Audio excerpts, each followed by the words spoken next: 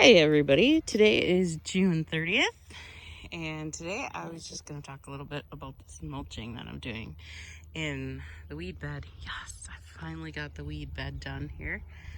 I should say the weedy bed. Here's what I did today with this one. This is a little bit weird. I put down some compost that I've been letting sit. It's not quite ready yet, but it's horse manure and grass clippings and the I can't talk today. The stall shavings is pretty much what this mix is, and there's some hay in it. And it gets real nice after you let it sit for a really long time, but this one has not sat for a really long time, so I wouldn't call it ready. But since I'm not using it as compost, I'm more using it as a cover for this bed, I thought I would go ahead and do that right away today. I also just didn't feel like making another trip to the park. So since I didn't feel like going anywhere, I also just took one of our bags of stall shavings. This is one we get from the store. It's kind of expensive, more expensive than buying like a bag of mulch.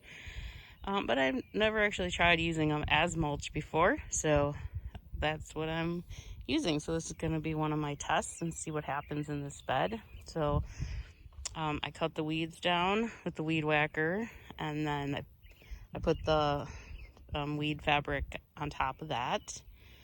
I just left everything in there. I didn't rake anything out. I just left it underneath and put the weed fabric back down, and then I put the compost or pre-compost down.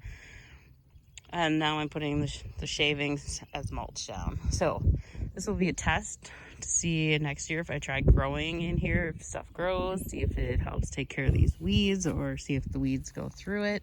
I don't think they should. And testing like this is what I did last year, which is how I ended up with all this weed fabric and the mulch, because that was what worked the best. So I'm going to try this and see what happens here.